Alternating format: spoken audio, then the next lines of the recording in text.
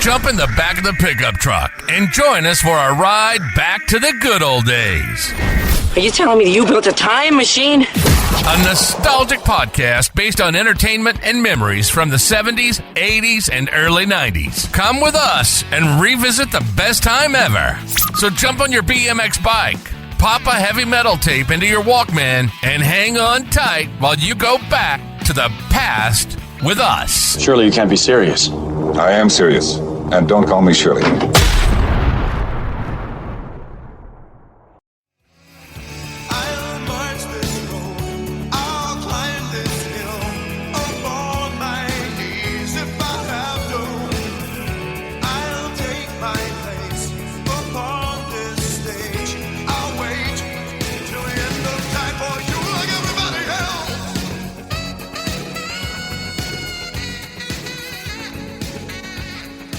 Hey y'all, welcome to another episode of Pastimes at 80s High. Got another great one for you today. We are going to do our top 7 Brat Pack movies, or to be a little more precise, 6 degrees to the Brat Pack, if you will, which we'll get into that a little bit later. But first and foremost, the boys are back in town. So Kevin, you're back. How's it going? Doing great. Missed you guys last week. Sorry I couldn't be there, but I am psyched to be back with the gang today. Indeed. And Brother Mark? Welcome back, Kev. We missed you. And hello, audience. Thanks, brother. And Dongo. 8. Glad the band's all back together. Thank you for the shout out, Donald, on the anarchy in the UK. That was definitely would have been one of mine for sure. Awesome. Yeah, I'm glad we're all back here. We missed you for sure. So anyway, what we're doing is we're going to do a Brat Pack one, like I said, but I'm just going to first give a list of names off just to tie it into what we're going to be picking today. Let's see. Emilio Estevez, Rob Lowe, Andrew McCarthy, Demi Moore, Mare Winningham and all of her movies, Ali Sheedy, Molly Ringwald, Judd Nelson, Anthony Michael Hall, Robert Downey Jr., James Spader, Timothy Hutton, Matt Dillon, Sean Penn, Charlie Sheen, Kiefer Sutherland, Kevin Bacon, Eric Stoltz, John and Joan Cusack, and C. Thomas Howell. I think that covers quite a bit, and there's a few people that are not in there that you might be wondering about, but we'll cover that later. But before we do, Kevin, do you have any shout-outs to anyone out there? I certainly do, and that's why I couldn't be here last week. I had to go to Parts Unknown and ask why the green bastard wasn't listening to the show. But we do have a Bloomfield, New Jersey, Peoria, Illinois. So we play in Peoria. Sweet.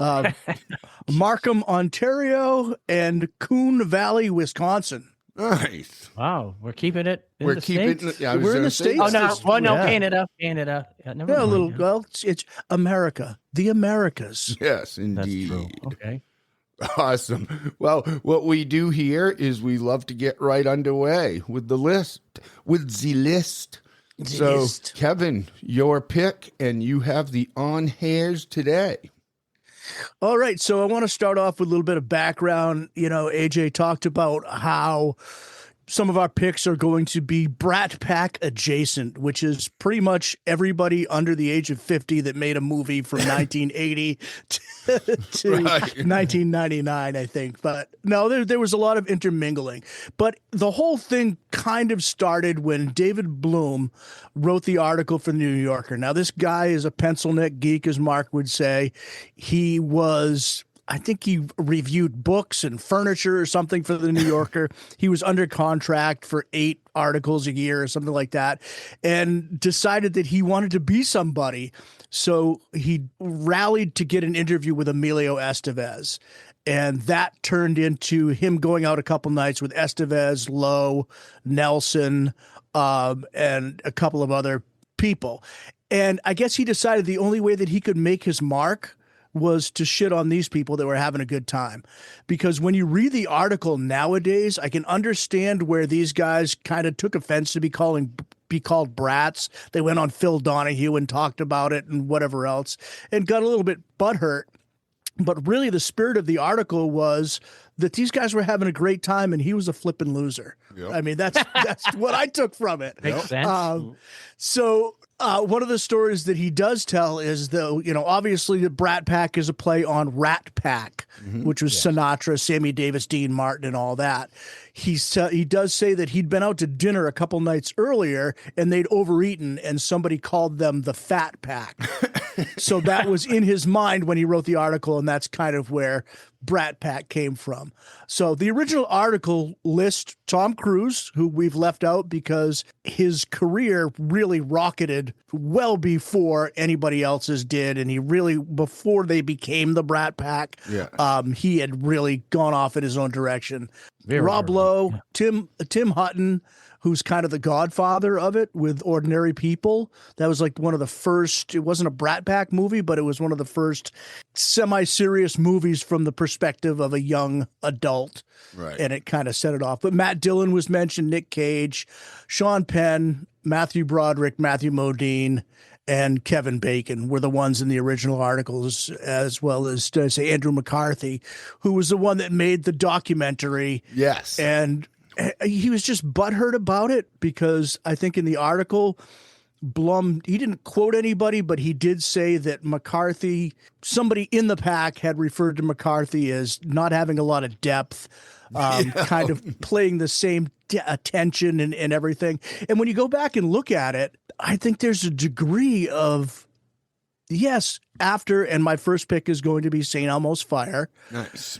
Which is the one they were making when this interview and article happened. Drugs. I knew it the minute he came in the door. Drugs. I don't think it would have sustained as the Brat Pack much after that anyway. If you look at their careers, it was built on playing high schoolers and young adults, and they were kind of getting their own in St. Elmo's, you know what I mean? They'd been graduated college. What are you going to do? Are you going to, was the Brat Pack going to keep making movies about high school? About high school? I mean, they were already too old when they did the first ones. So I think it was, I mean, obviously there's hard feelings there. I don't think McCarthy's career, he wasn't going to be Brando anyway. He didn't have the depth. Right. Nelson, I think, had a right to be pissed off a little bit because he really comes off as a jerk in the article, talking, a girl sat down and he was like, never let him sit down. And what if there's a line that you can't cross and whatever else. And he was kind of a jerk and a little stuck on himself at the time, as they all were. But like, he talks about Rob Lowe and the women coming up to him. And I'm like, Rob Lowe could be a fry cook at McDonald's. And the women would come up. And the women are going to be drawn to him like a magnet. I don't care. I'm man enough to say he's a good looking dude. He still is, too. He absolutely. It's crazy how good looking he is. Motherfucker. Exactly. Yes, jealousy. But anyway, so that's kind of where it came from that article.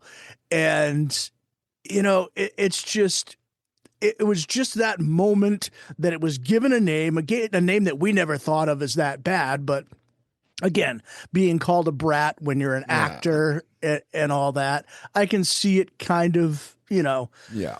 And they also felt negative connotation. Yeah, exactly. And I get it, but I don't think it destroyed anybody's career.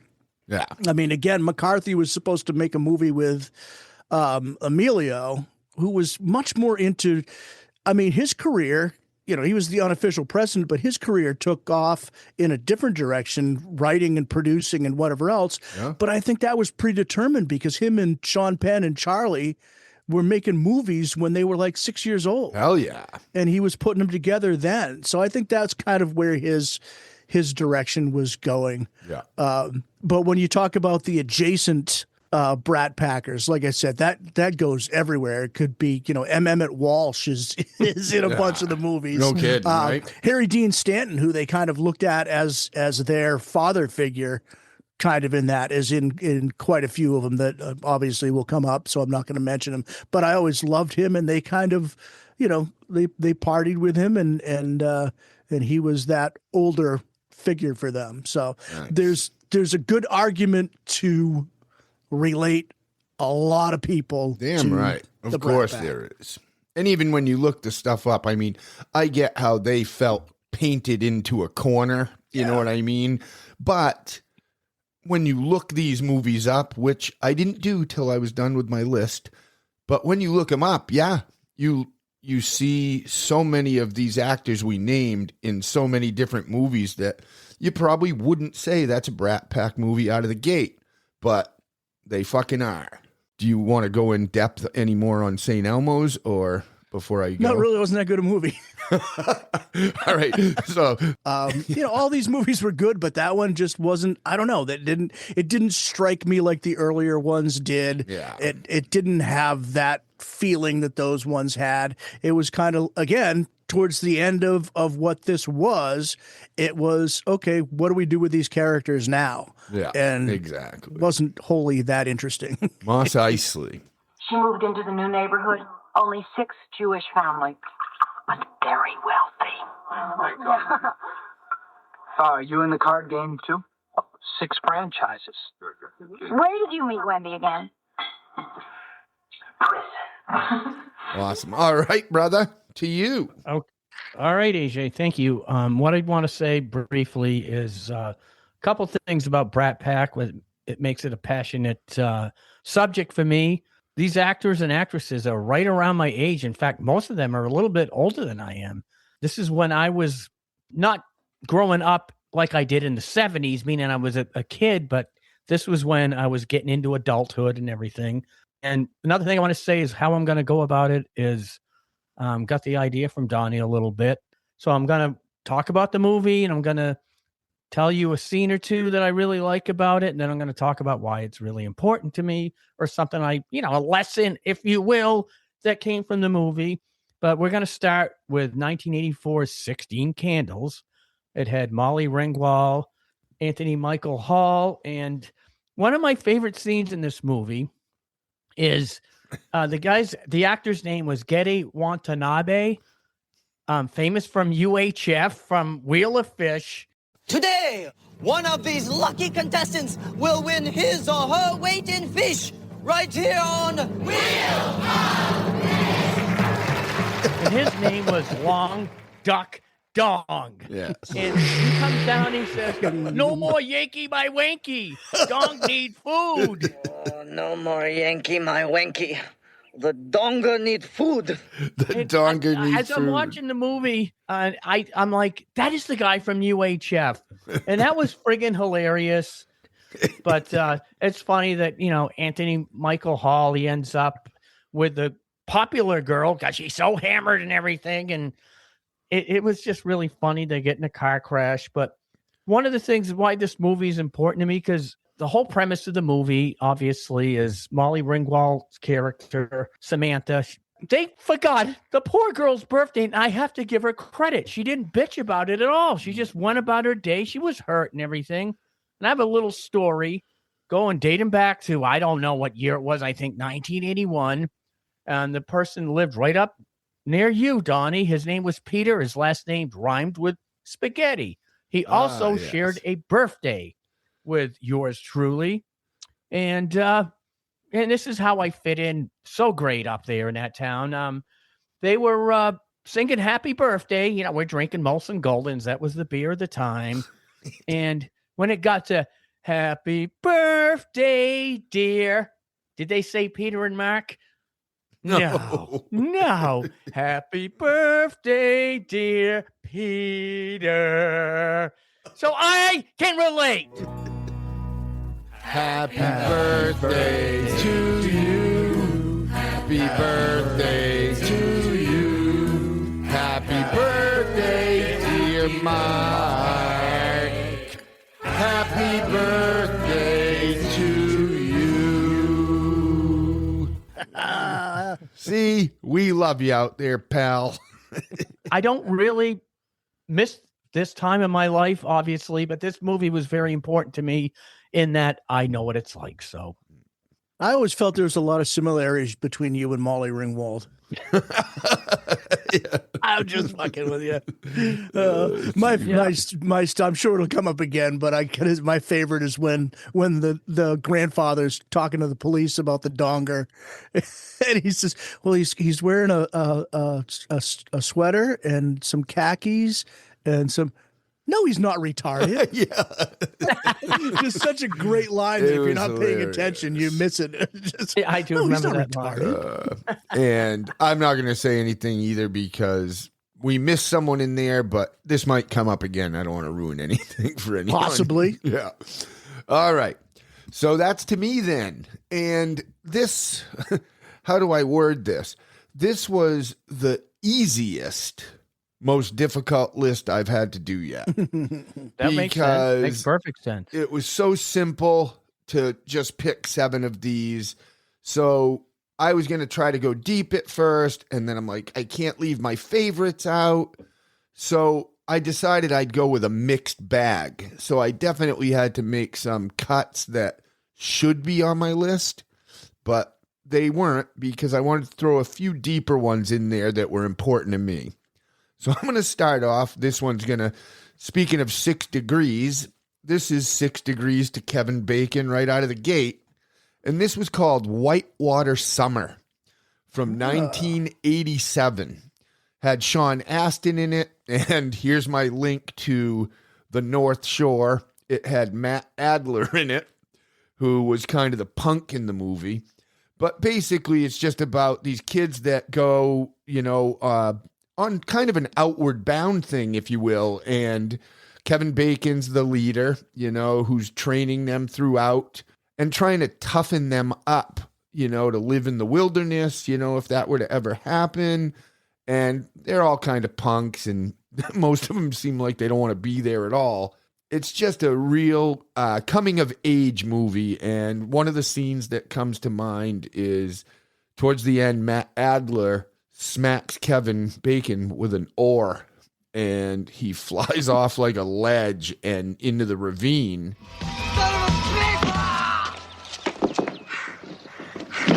Jeez, oh my God. Busts his leg up, and the 4 kids, I believe it's 4 of them. I haven't seen it for years, but I loved this movie. And they tie him up into like a canoe or a kayak, I can't remember, and basically save his life using all the shit they learned from what he taught them. So it kind of comes back around to that, but just a fun movie to me, and I figured I'd throw it on my list. Dongo, nice. That would go to you. All right. So I kind of went a little bit with the mixed bag like you did, AJ. I also kind of went with if you Google Brat Pack, and it was kind of like to Andrew McCarthy's documentary. It was a Hulu documentary, Brats. Yep. The original names are kind of like Emilio Estevez, Anthony Michael Hall, Ali Sheedy, Rob Lowe, Andrew McCarthy, Demi Moore, Judd Nelson, and Molly Ringwald. And then, of course, there's so many different variations of that. So I kind of went with that list. And then I went with movies that were, actors that from that list. Not necessarily, because you could also Google Brat Pack movies, and there's only 8 of them.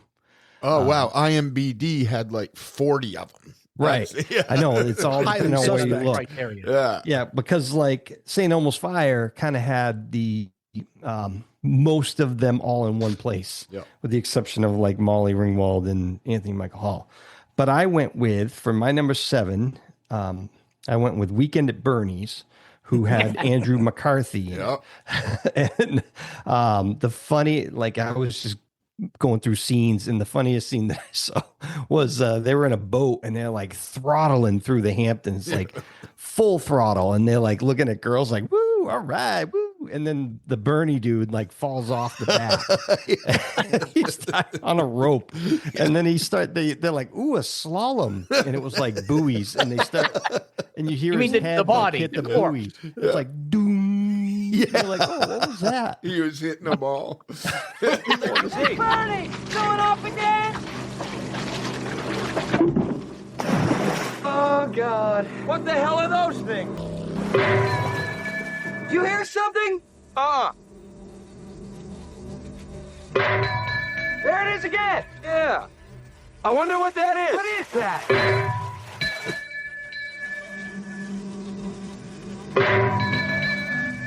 Man overboard! What? That's the boat! Marty!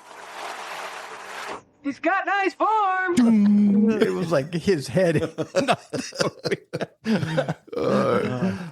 was a funny. He stupid became- movie, but I mean, it was funny. It was you know, funny it as hell. was good for laughs, great for laughs. And I picked him first because Andrew McCarthy is probably my least favorite of the Brat Pack. No fault to him. I mean, he was just a kind of a pretty boy, not really an endearing character usually in any of his movies. So he was also my least favorite. Yeah. And Kevin, Not a I bad believe actor, you said and- that too. Yeah.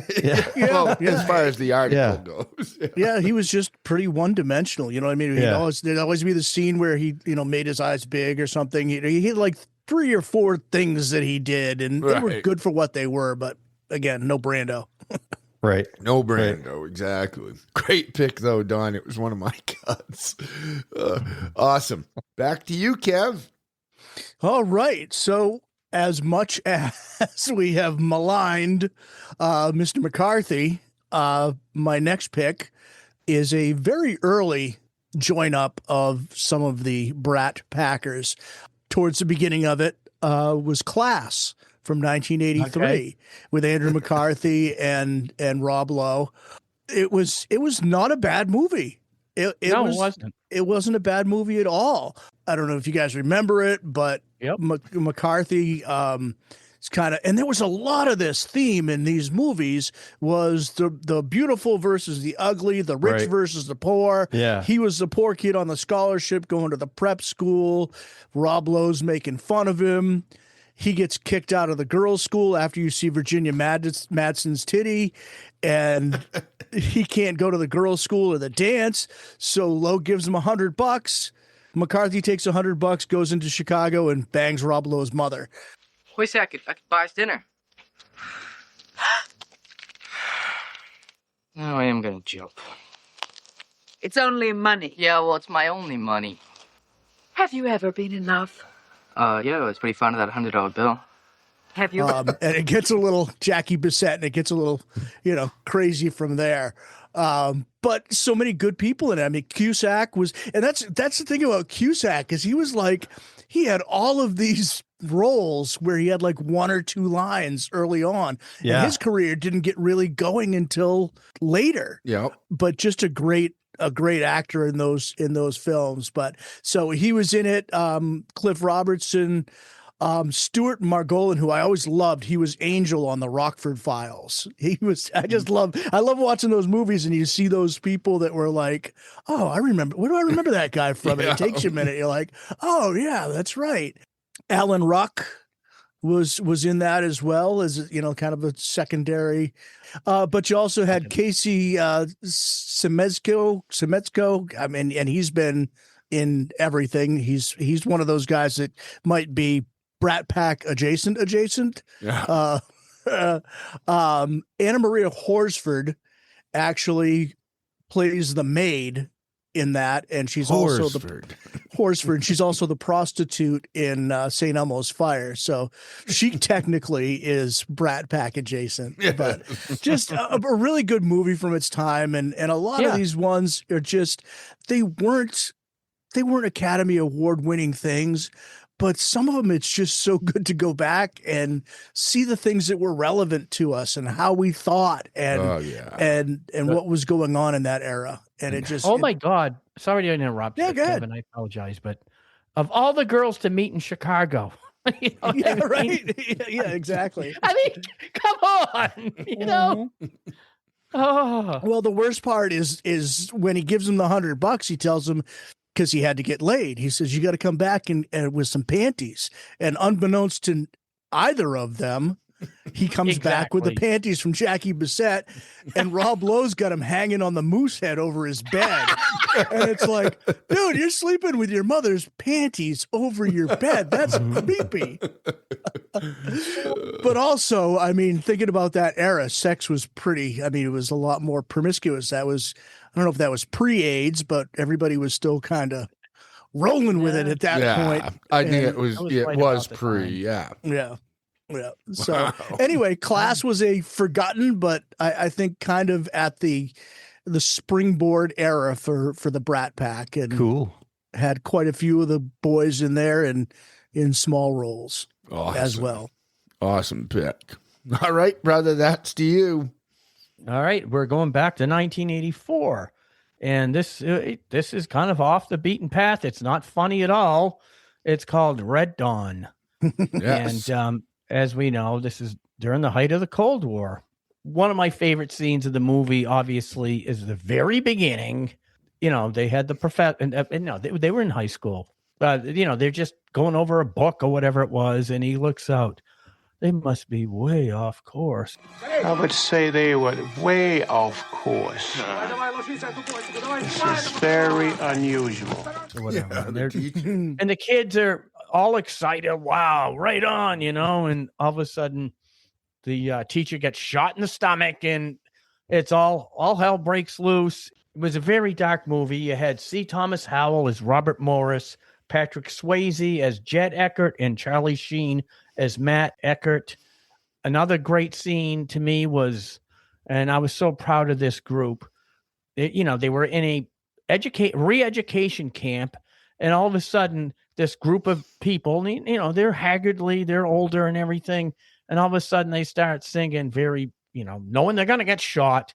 Oh, beautiful for spacious sky. Awesome scene.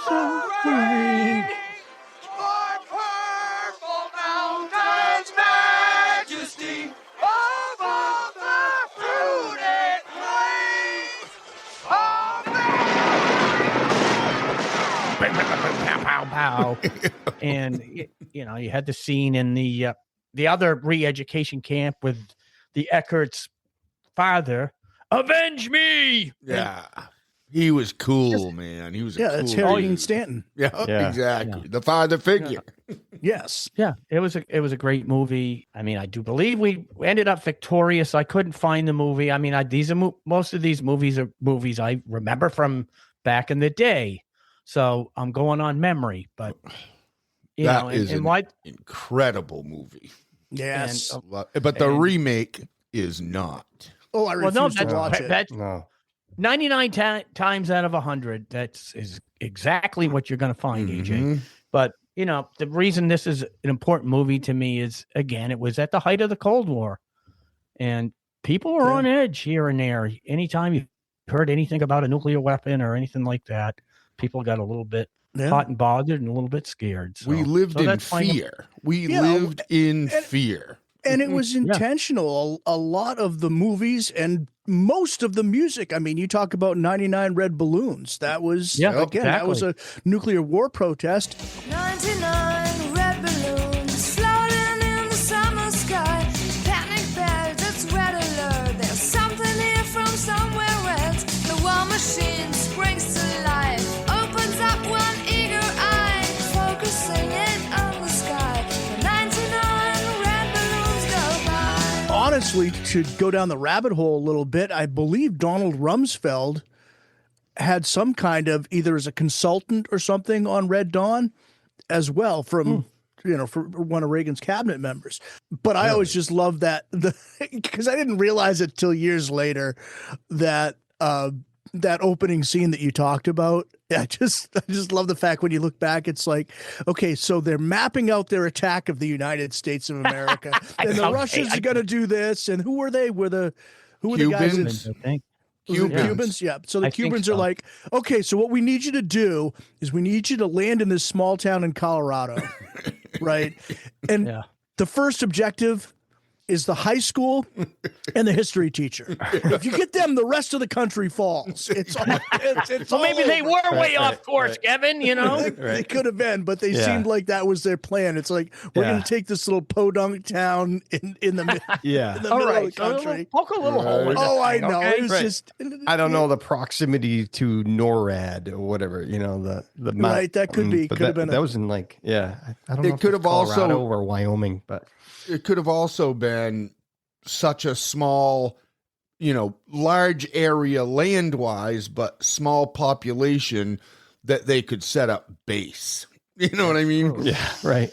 Well, I mean, I'm guessing if you're Russia, you're not giving the Cubans the high value targets. They're kind of taking the secondary and tertiary targets. Right, exactly.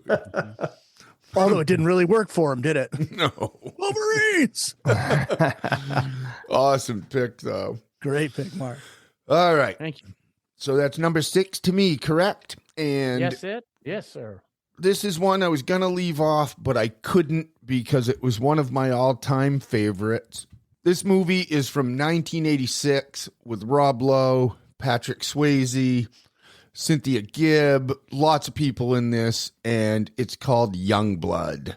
It's a hockey movie, which I absolutely love hockey, but this movie to me was just so fun. I mean, the team was funny as hell. The coach was funny as hell. Murray Chadwick was the coach, and it's Ed Lauder. Yeah. Who was one of the guards in The Longest Yard with Burt Reynolds. You better start hitting out there. Let him know you're in the same goddamn rink. I didn't drive halfway up the fucking Arctic Circle to get my ass kicked by these goons. Christ, half you could skate around with a carton of eggs and not break any out there. It's just so fun in so many ways, and my favorite scene from this movie is, of course, the sex scene with Cynthia Gibb, because, man, does she have a smoking body in that movie. And I can see the scene right now, and I haven't watched this movie for years.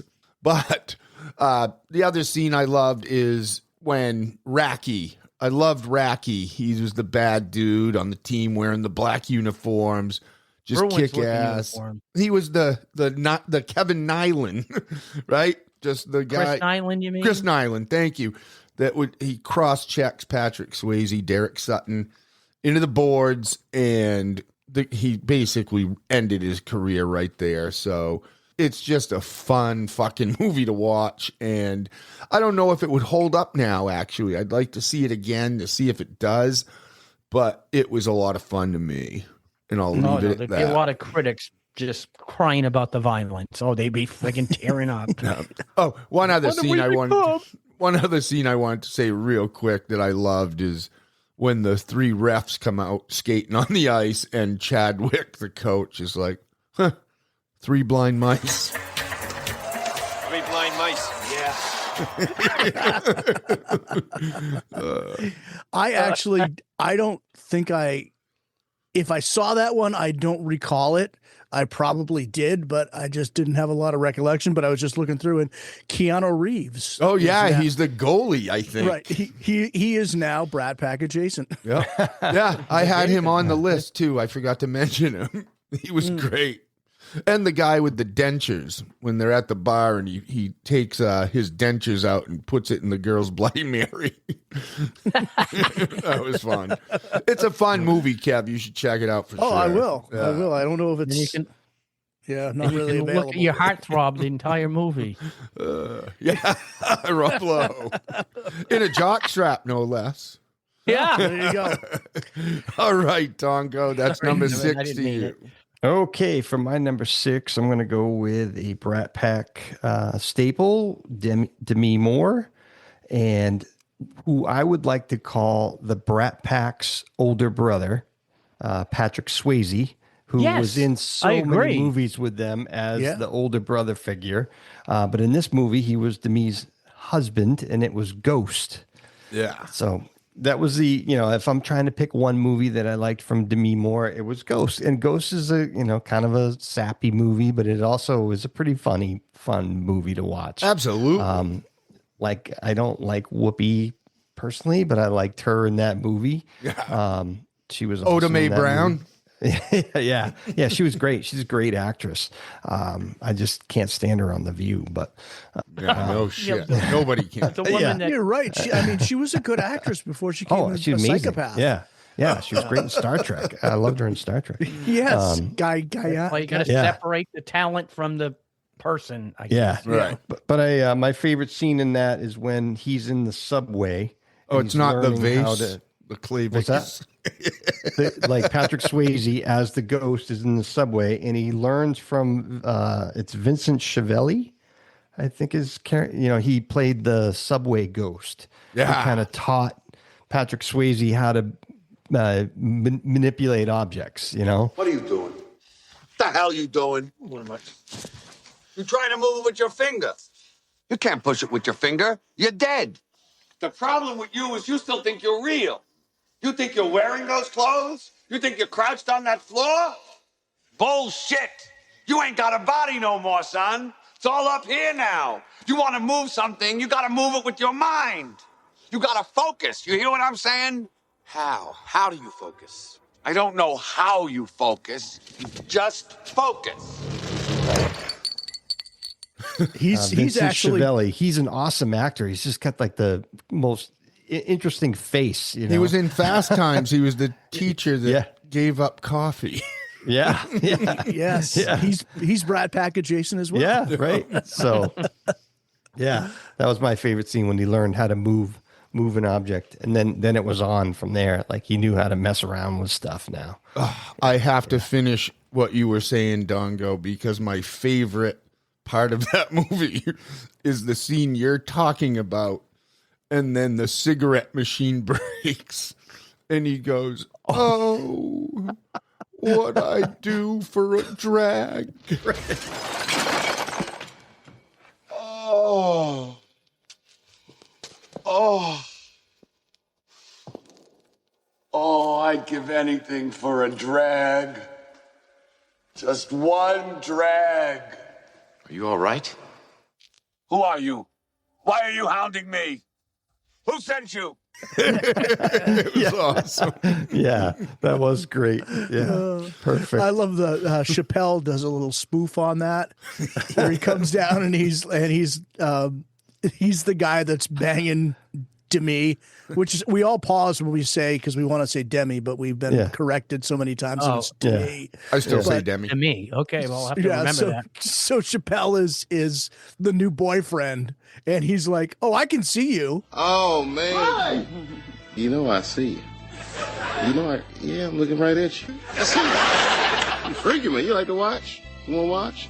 How does this make you feel? You want to watch it? He's just like fucking with the ghost. He's like, and he's spanking her or whatever else and doing all this stuff and just messing with the ghost because he can see him. It's a hilarious skit. That's awesome.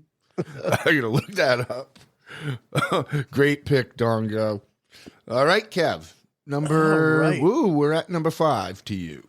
Number 5 to me was, it was one of those ones where I don't think it was all that big.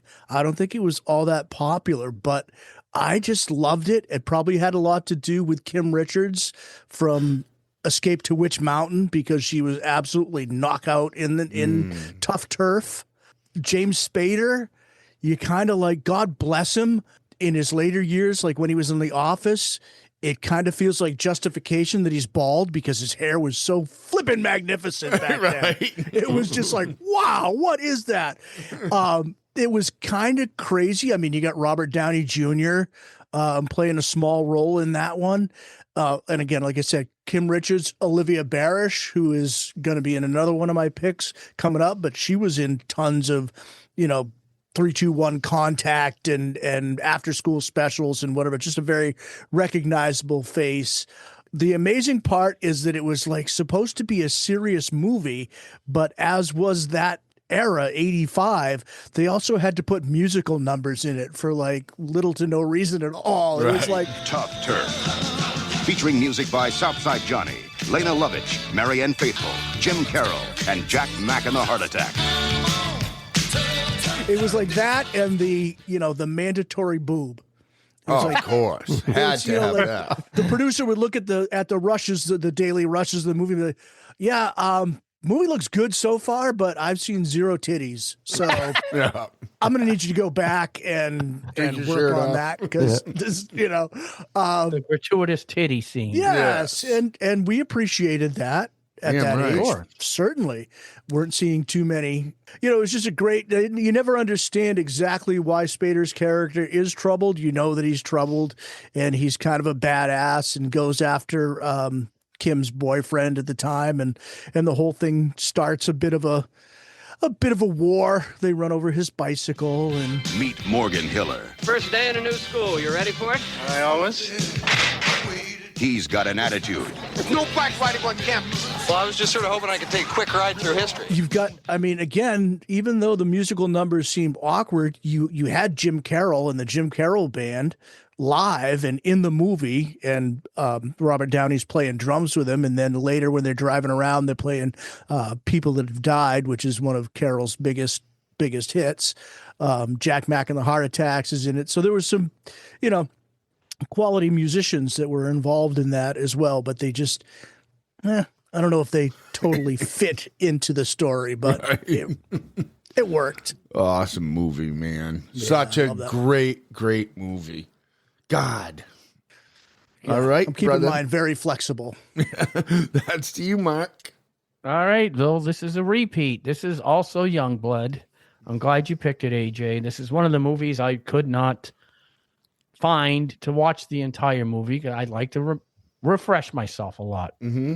But I definitely did see clips, and I obviously loved the movie when I saw it.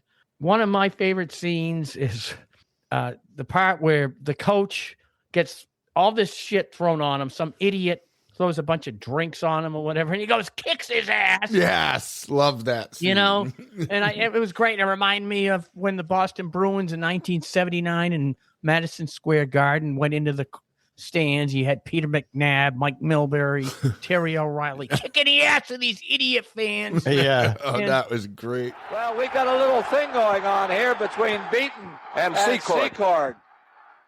As the fans are now getting involved, as O'Reilly is out into the stands, and this is going to be something. O'Reilly's into the stands fighting with a Ranger fan, and all the Bruins are going over. Gilbert is in there, Peter McNabb. They're all into the stands. McNabb's going up to grab somebody about 7 or 8 rows up. Well, this is too bad that after the game is over, it gets out of hand like this. That scene when Sutton ended up landing on his head. And what a dirtbag move from Racky, AJ. I know you liked him and everything. No, I didn't like him. It was a good scene. Oh, he was a good bad guy. Right on his head. And this movie is important to me because this is around the time that I was I can't say professional hockey player. It was a men's league, okay? And I did not wear a helmet, so I could have landed any time. Nobody had to knock my helmet off because I didn't wear one because I was a veteran and I was a real man. That's why this movie is important to me. You talked about this movie a lot, AJ. Just an absolutely entertaining, fun movie. Yes, it was. And with that being said, I have to butt in here real quick because one of our most loyal listeners, who is Kevin, he's local, was texting me last night, actually. And we were talking about the Maroons. And the Maroons. It was the Maroons. That's awesome. Awesome. Yep. So, Mark, when you were playing men's league without a helmet, did you smoke too? Because that was one. No, you didn't smoke. That was one of my favorite old clips of old sports. Was like the black and white film of hockey, and the goalie had a face mask, and the other guys were smoking on the bench with no helmets. Sometimes the goalie, did you say did or didn't have a face mask? Sometimes they didn't. But crazy. The only one that had any head protection was the Jason Voorhees mask or whatever that was. Which just is going to smash into your face. It just softens the sting of the 90-mile-an-hour puck coming at your melon. That took a serious sack. I played without a helmet. Nobody said a damn thing. I'm proud of you, Mark. Well, thank you very much. Incredible. Everyone thought it was friggin' crazy, but you had to. And the funny thing is Mark wasn't thinking of protecting his head. He was thinking, I gotta be like the cool dudes. My biggest years in hockey were the late 70s. Yep. The Lunch Pail Gang. Exactly. The Don Cherry years. But and he told his players, Kevin said, smoking on the bench. The bottom line is the Don Cherry Lunch Pail years. And I met Rick Middleton at a Why Not gig. Yeah. At Shalimar. Yeah. At Shalimar. What a friggin' awesome dude he was. But the bottom line is, he said, Don Cherry did not want his men wearing helmets. And you can look at footage from those years. You had teams like the North Stars. They didn't have anyone that didn't wear a helmet. So that backs that up. So anyway, those were good times. Kevin Shaw, you were a great player. All right. That's number 5 to me. And this is, here we go again with a big one that I could not leave off my list. Anthony Michael Hall, many others in this movie. It's Weird Science. This is just one of my favorite comedies of all time. It really makes me think of you, Dongo, and Todd. Everyone knows this movie out there. They create a woman, Kelly LeBrock, super hot, and she's trying to help them out how to be, teenagers, which she's kind of abrupt, actually.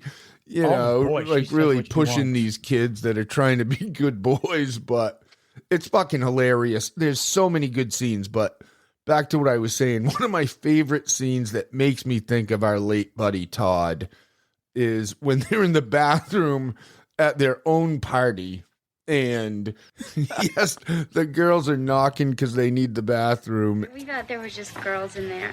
I'm sorry. Oh, it's just us dudes. Here. What are you doing here? Jerry was just taking a shit. No, what I meant was... No. What I meant was, what are you doing at the party? Oh, it's on my house. This is your party? He shuts the door, slaps Wyatt, and then opens the door again. And it's one of the funniest fucking scenes. But it's such a great movie. I won't go into depth because I know everyone listening to this knows it anyway. But that was the great thing about Anthony Michael Hall. As much as he was in the beginning, was the total nerd. He always had the capability, a degree of like still shitting on his buddies so that he was one notch up from the other. Right. He was the king of the geeks. Exactly. Yeah. Like, wasn't it? I don't want to talk about anything that we haven't talked about, but wasn't it 16 Candle where they're walking to the party and he knocks over the pyramid and he looks at, what is it, Cusack or something? Nice job, and he walks off. And he's just like, so he was just that much cooler than the rest of them. Just a notch above. I called it on a telephone. What's he talking about? Called on a telephone. I called every night for like a month. I mean, I'm talking devotion, man. Every damn night? Every night, Mitch. I ain't playing with you. On the telephone? What this boy talking about on the telephone, man? Explain it What to the hell? him. Goddamn, we know there's a telephone, boy. What the hell thing I doing? But he hung up on her. Oh, you didn't hang up on her. The chick with those big titties? Man, I hung up on the bitch. Man, you know, now here's the capper. You know what the bitch did to me? Let him. Check this shit out. Listen to what. Just incredible. All right, Dongo, to you. Cool. So this one is got a lot of the Brat Packers, and it has the Brat Pack older brother, Patrick Swayze, and it is The Outsiders. Yeah. Awesome movie. Kind of very reminiscent to West Side Story and Romeo and Juliet. They're all very similar, where it's like, The Outsiders is kind of like small town, and it's it's like the Jets versus the Sharks is in West Side Story, and that's more ethnic. Where in The Outsiders, it's the Greasers versus the Soch, which is more of like class warfare. Yeah. And then Romeo and Juliet is more like family stuff. Thankfully, they didn't really go the romance side on The Outsiders. It was more like a bittersweet ending versus a tragic ending. Yeah. But my favorite part is when Ralph Macchio's character dies, because I hate Ralph Macchio. No. Just to write an editorials about you in the paper, about you being a hero. We're all proud of you, buddy. It's gonna be all right. Holy boy. Stay gold. Pony boy. Stay gold.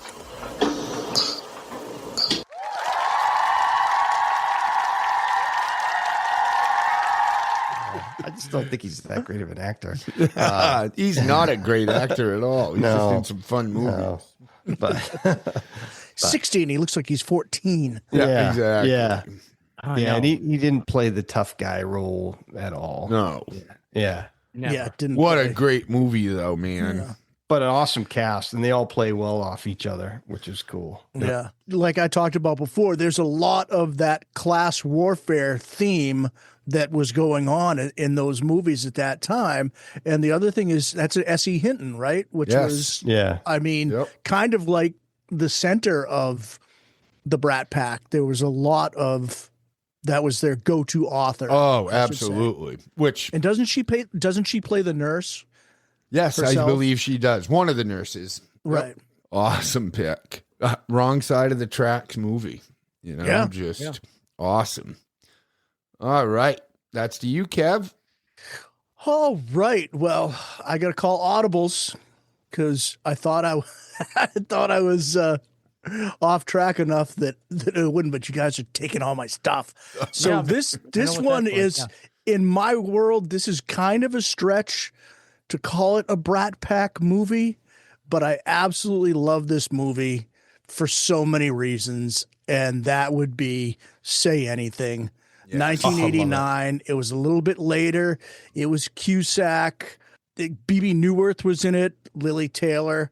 Pam Adlon, who was in Louie and then had the show Better Things. She also did the voice for Bobby Hill on King of the Hill. Yes. And I think she's got one line in it. She says, maybe she actually likes him. Ione Skye, who was just so awesome. And then Mahoney, who was big on Frasier as well.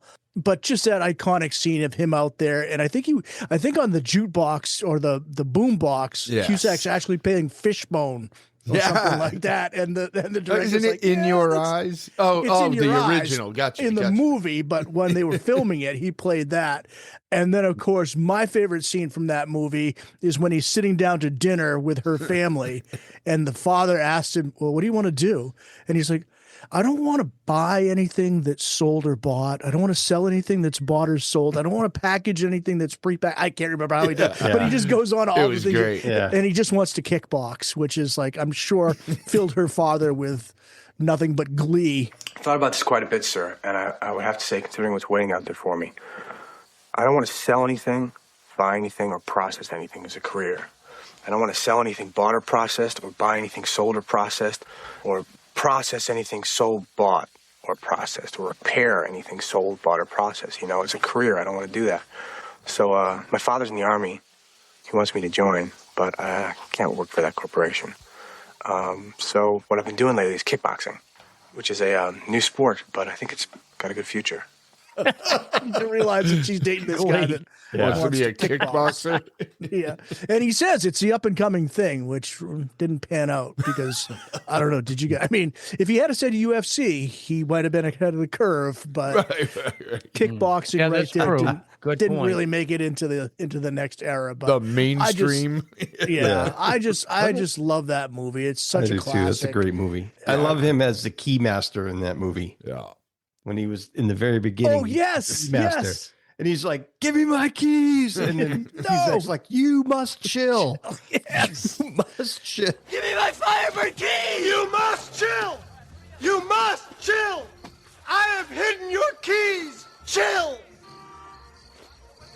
I love you, man. All right, I love you too. Go to sleep. Before I'm buzzed. All right.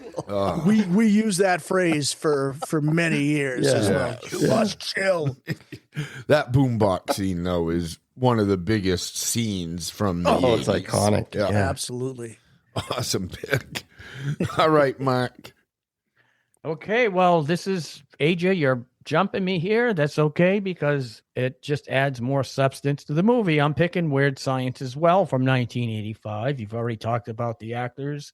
And some of my favorite scenes is when Lisa is in the shower with Wyatt, who, by the way, was kind of annoying as far as I'm concerned, the way he talks. Very annoying. And Gary, and they're like little boys in front of a absolutely smoking hot woman. And they were clueless. I don't know what the hell they were doing in there. And I obviously With their love the clothes scene. on. Wearing their pants in the shower. Yeah, exactly. Showering is real fun, isn't it? If we're going to have any kind of fun together, you guys had better loosen up. I love the bar scene where, they're around all these older black guys, and Yeah. they ended up getting along great. And he comes out, he's all, I mean, I don't think he ever drank. I'm talking about Anthony Michael Hall, exactly. And my absolute favorite scene in this whole movie is where Lisa's sitting there talking to Gary's parents, and I'm taking him to a party. Yeah. And she was just not taking no for an answer. Nobody fucked with her. And did I say she was really hot? I don't know if You guys did say that. Did you say Okay, she and- pulled a gun out? Oh, she did pull a gun. She But- most certainly did, Ollie. And that scene you're talking about, Mark. Oh, go ahead. I don't want to take over. I was just going to say why this movie is important to me, I guess, is, everyone would just love to be able to create the perfect woman. Yes. I You know still what I want mean? to. I understand that. I totally understand. There's no that. such thing, though. Well, no, they do have sex robots coming out, and they're getting more higher, more advanced every day. So there's hope. But no, seriously, it was just such a funny movie. And Yeah. Anthony Michael Hall, like you said, Kevin, he's always just a notch above. And Yep. Would you say he got pigeonholed, kind of, as the He was Well, in. He did, but then he started a whole new career with some kind of cop show or something. He changed I forgot about completely that. his face. He doesn't even look like the same guy anymore. Yeah. He's in Reacher. You're right. He's in Reacher. I was like Oh, he is? 4 I've seen that. episodes in until I realized it was him. Yep. Okay. But what I was saying is that movie, that scene, Mark, you were talking about, when she says he was tossing off in the bathroom. Have you ever wondered how sad it is that your son's only sexual outlet is tossing off to magazines in the bathroom? Oh, Gary! Ma, I never tossed off to anything. You told me you were combing your hair. But I was. Ma, Gary, shut up. I've never the tossed water's my running chicken. all Look, day I've never long. shut up to Combing anything. your hair. I've never tossed off. Shut up. I've never tossed off. Tell your own mother. Shut up. No, shut up. You told me you were combing your hair. I've never tossed off. I've never tossed off. And he's using his hands. It's so fucking hilarious. Awesome, Mark. Oh, so many quotable quotes from that movie. Yeah. Oh, it's just a Looks fantastic movie. Looks like you guys need a greasy pork sandwich served in a dirty ashtray. Oh, Jackson. How about a nice, greasy pork sandwich served in a dirty ashtray? Paxton was great. Yep. Paxton He's was passed, awesome. right? That's Yes, he unfortunate, has, man. He was sadly. awesome. Yeah. And now, a short commercial break. Welcome to Halftime at 80s High.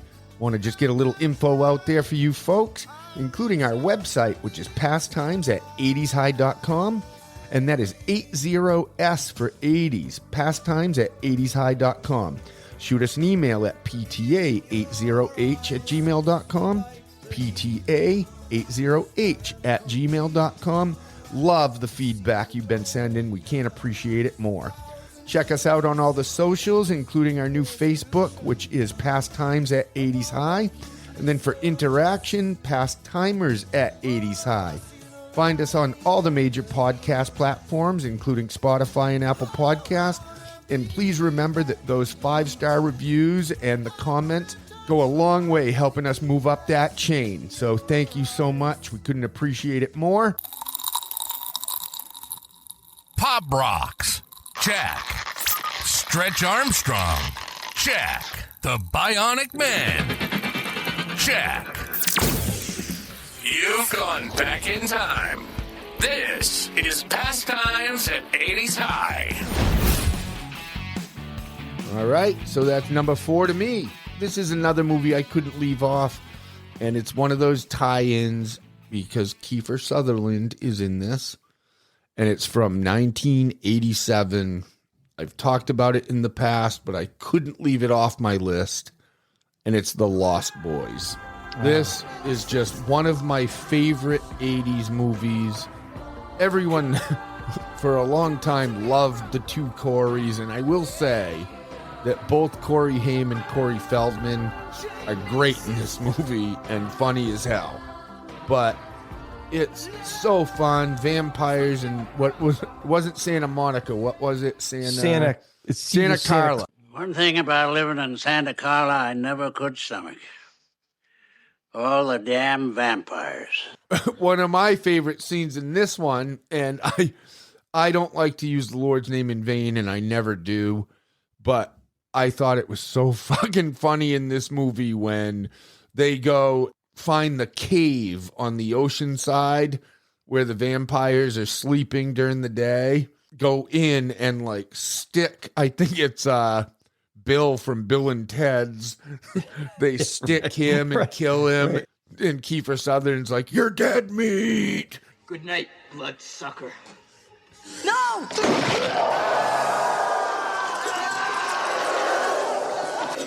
You're dead meat! When they're running out of there and they're like fucking jumping in the car and they saved your girl Dongo, Jamie Gertz there, and the little boy, whatever his name was, I forget. And they're pulling out in the convertible, and I think it's Corey Haim driving, and he accidentally puts it in reverse and almost backs off the cliff, and Corey Feldman looks back and goes, "Christ! Burn rubber!"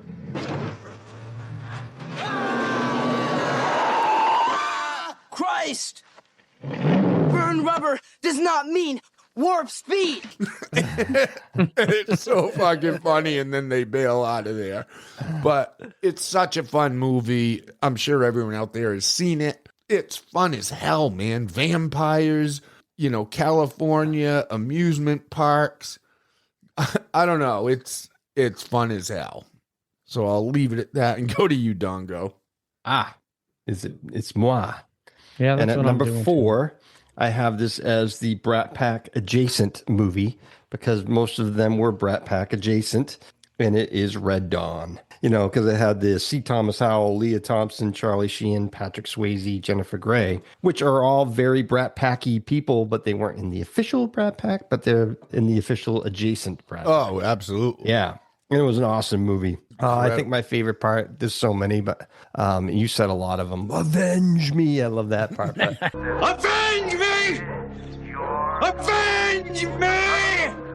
When C. Thomas Howell just kind of like realizes his time is up, and there's this Russian, it's the classic like 80s Russian helicopter that's got like wings and it's got all kinds of like rocket launchers and Gatling guns and all that stuff on it, and he's got is an AK-47 and he's shooting at the helicopter. I think he got one of the guys, he's got like the gunner guy, but then the pilot takes him out, but he's like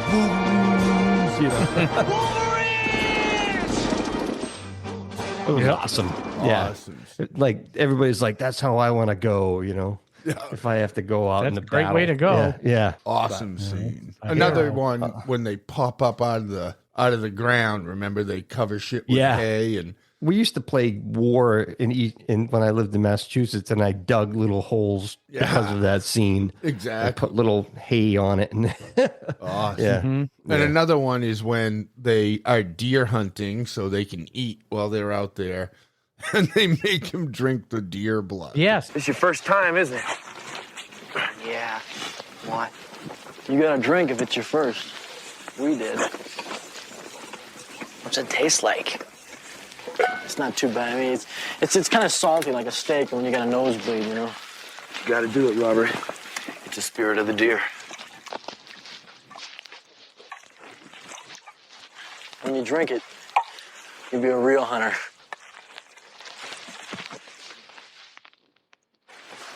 Bottoms up.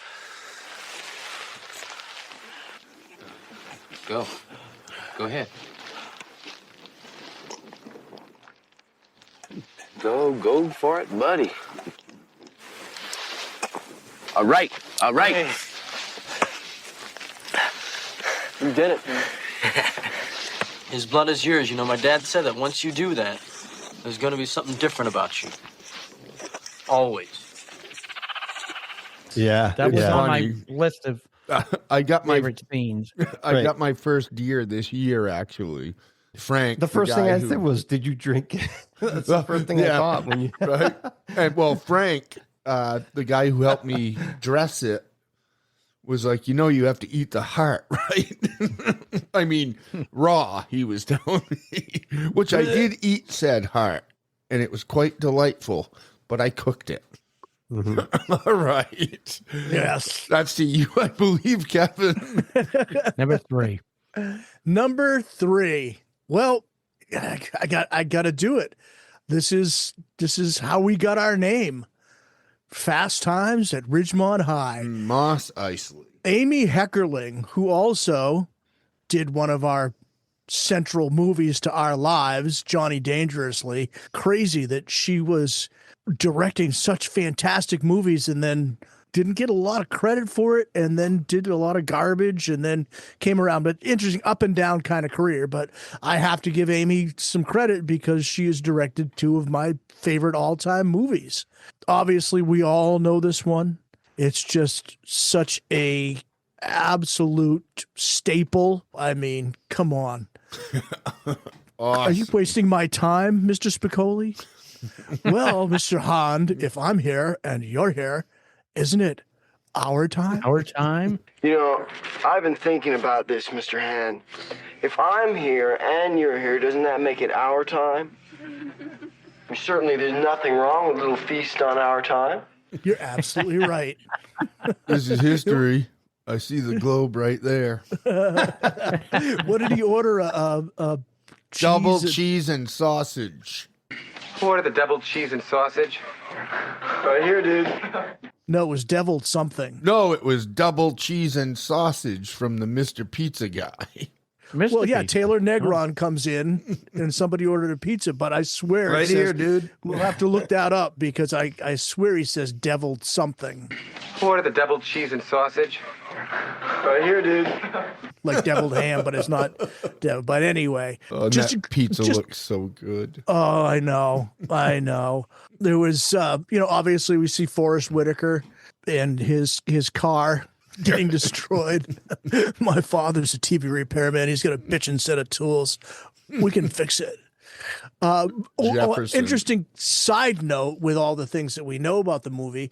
So Mr. Vargas, who you were talking about earlier on the subway in Ghost, Vincent Schiavelli. Yeah, who switched to Sanka. My name is Mr. Vargas. Look, I'm a little slow today. I just switched to Sanka, so have a heart. Who switched to Sanka, exactly. Okay. And doesn't he stir the urine with one finger and then taste it with the other or something like that? That's how they used to test for diabetes. It's disgusting. Doctor used to. It's sugary. No wonder they get paid so much. But anyway, at the end of it, you see his hot wife, who is played by Lana Clarkson, who, if you remember, later was shot and killed by Phil Spector, the record producer of The Wall of Sound. Crazy. Ronnie Spector's husband. So that's just crazy to think that she was like, because I remember hearing about that and not really making the connection, putting it together between who she was and her in that movie. But so other than that, there's just so much about Fast Times that we know. Doesn't anybody knock anymore? Doesn't anybody fucking knock anymore? Right. I mean, just such great, and I'll just leave it with this. Through all of these, again, another Brat Pack adjacent, whom I love, Jennifer Jason Leigh. Oh yeah, just she was, and I want to find Ron, the stereo salesman guy, and punch him in the face, and probably Damone too. But yeah, the least he could have done is gone with her. Yeah, no shit. Yeah. What a dirt bag. I'm sorry I'm broke. I can't come up with the money, but I'll give you a ride. And then he doesn't. Then he ditches. Yeah. Yeah. Oh, He's out in the garage working with his dad. No. He says he's out in the garage helping his father. Right. I told you to tell Mike to pay for it. Why didn't you tell him? Linda, he didn't show up. That little prick. I called his house. And his mother told me that he was in the garage helping his father. Well, Mike Damone's a no-brain little prick, Stacy. I'm not going to let him get away with this. Linda, please don't do anything. I don't even like the guy. Stacy, he's not a guy. He's a little prick. Oh, awesome. Yeah, I love that movie. Yeah, incredible. All right, Mark, that's number 3 to you. Yes. Well, this is also a repeat. I had to have this on. The movie is called The Outsiders. When this came out, we had recently read the book in high school. And I'll get to that in a minute. But my favorite character in this one, my favorite 2 characters were Matt Dillon as Dally and Emilio Estevez as 2-Bit. Yes. He was a friggin' riot. And the tough guy was Dally, Matt Dillon. And he was just a kick-ass character. One of the things in this movie, your buddy there, Ralph Macchio, he was playing a 16-year-old kid he was either 21 or 22, guys. Yeah. And he looked too young to play a 16-year-old kid. I don't know what deal he made with the devil, but my God, so it's just a great, great movie. My favorite scene, or one of them, is when they finally, after the burning building, when they go in to save the children and everything, here comes Rob Lowe as, Soda Pop and Dairy, Patrick Swayze, and Ponyboy, and they meet together. And it was like brotherly love. It was like you, AJ, and David, or me, AJ, and David hugging together, not seeing each other for a while after screaming at each other or whatever, and realizing how much we love each other. Ponyboy. Oh, look at your tough hair. Pony? Daddy, I'm sorry, Daddy. I thought we lost you like we did Mom and Dad. If today was not... Sure look funny. It just really spoke to me. I like the scene with going into the big battle there with the Socias. And I also love the part right before Johnny died where he goes, "Stay gold, Pony Boy." Stay gold, Pony Boy. Stay gold. Which Donnie's favorite scene. Well, no, he's happy after the guy dies. The kid dies. But what I'm saying is stay gold. And I remember what it was like to be gold. And I can even remember the last time I saw things through a gold lens. I was coming home from a wrestling match, and I was probably 30, 31 years old. And everything was still fresh and new to me. I was living in Manchester, and that was the last times. I understand what being gold is. I tell it to my grandkids all the time. Mm-hmm. I only have one left that's still gold, But this movie is important to me. While we're reading it in high school, we're going to a school where the Socias dominate. Mm-hmm. And I came from a town where the greasers, we weren't greasers. It was not the 1950s, but we were the same socioeconomic class as the greasers. And I often wonder if you commingled us into the same school, you bust us, put us in the middle somewhere, would me, Fred, Morris, Joel, Kevin, Robbie, would we have been befriending these other Soch type people coming from rich towns from Massachusetts and Connecticut? Do you think we would have fit in? I don't think so. See, I do. I think if it was a kindergarten through thing. I'm talking about in high school. Not in high school. Fuck no. Not in the 80s. I'm talking about you. I was moved in 8th grade. I know. That's what I'm saying. 70s and 80s. So that's my point. I'm coming from that angle. And I don't believe we would have fit in at all. But we would have had each other. You know what I'm saying? And this movie gets me emotional when I think about it. And so, yeah, it was a really important movie to me. And it had a lot of Brat Packers in it, up and down. You had your secondary Brat Pack members. Just a great, great movie. And I really enjoyed it. Oh, one other thing.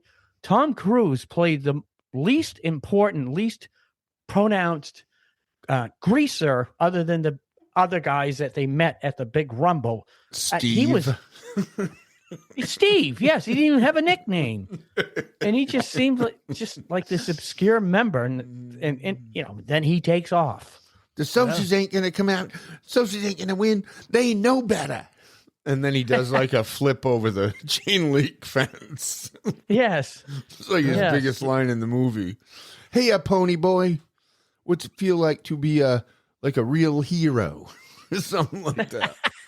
Yeah. Anyway, awesome pick, Mark. And emotion for sure. Like when they come into that hospital scene, that was incredible. Yeah. That hit me right there. You know what I mean? Mm-hmm. So. All right. So that's number 3 to me then. And this is one of my deep ones that I had to put on here from 1983. Sean Penn, Ali Sheedy. It's the movie Bad Boys. All right. Not to be confused with the fucking Martin Lawrence, Will Smith one, because this is the real Bad Boys. All right. You got Paco Morales, who was, oh God, what's his name? Esai Morales. Incredible actor. He was in Ozark. A lot of people would know him. He was the badass Mexican drug lord that gets shot in the head with a shotgun in Ozark. But this movie is so good, and I can't leave out the Kurgan or Mr. Krabs. Clancy Brown, baby, was Viking, and Sean Penn just goes haywire. He's a bad dude, bad kid, and ends up killing Paco's younger brother by accident, hits him with a car, if I remember correctly, and gets sent to a juvenile, institution.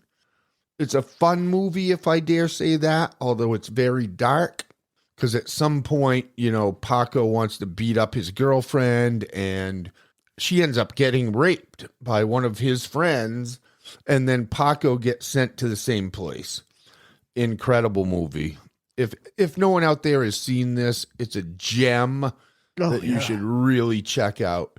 But one of my favorite scenes in this movie, couple actually. One is when he fills his pillowcase up with like Coke cans and beats the shit out of him. But another one is his roommate, Horowitz, this like little Jewish kid that helps him out all the time, is trying to fix someone's boombox. He's rigging it up. It's Vikings, or Viking takes it from the kid. This is the Kurgan. This is Clancy Brown, and he's like carrying it on his shoulder, like loving life. He's dancing with his boombox in his ear. And Horowitz like put a little bomb in it, and it blows up into his face. You guys know where this came from? Sure. Pretty nice radio. Yeah, it's mine now.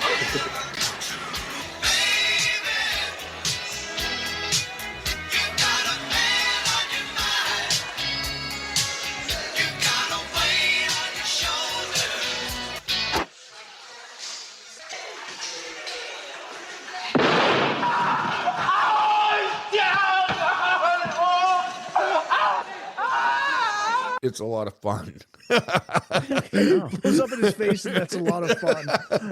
That's why I'm laughing, but it's a great movie. You talked about a few of the things that Morales was in, but I'll tell you, I always remember him as being Richie Valens' older brother. Yes. In La Bamba. Absolutely. With Lou Diamond Phillips, who he didn't come up when I was looking, but he's got to be like somehow Brat Pack adjacent. Oh, definitely Richie adjacent. Valens. I mean, not Richie Valens, yes. And Lou another Diamond. guy who looks fucking incredible for his age. Yeah. Because he's got to be way older than us, and he just looks amazing still. Yep. He's a cool actor, man. Yeah, I do like Lou Diamond for sure. All right, Dongo, that's to you. All right, I'm going to have to take this one. It's a very popular Brat Pack movie that had a lot of the Brat Packers. It had Judd Nelson, Anthony Michael Hall, Molly Ringwald, Emilio Estevez, and Ali Sheedy all sitting in detention for the Breakfast Club. I love this movie. It's classic. It hit me at the right time in school. We had a lot of similar things that we were doing in school. We always did the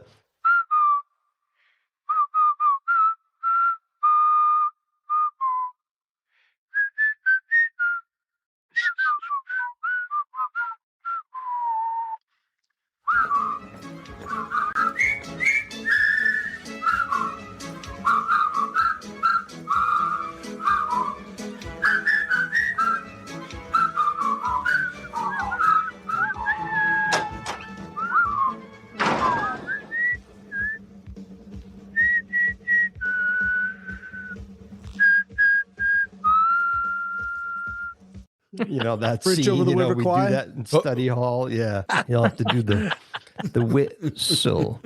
But yeah, there's so many good scenes, and I'll not go into all of them, but I love the one where Judd Nelson's like, stupid, worthless. No good, goddamn freeloading son of a bitch, retarded, big mouth, know-it-all asshole jerk.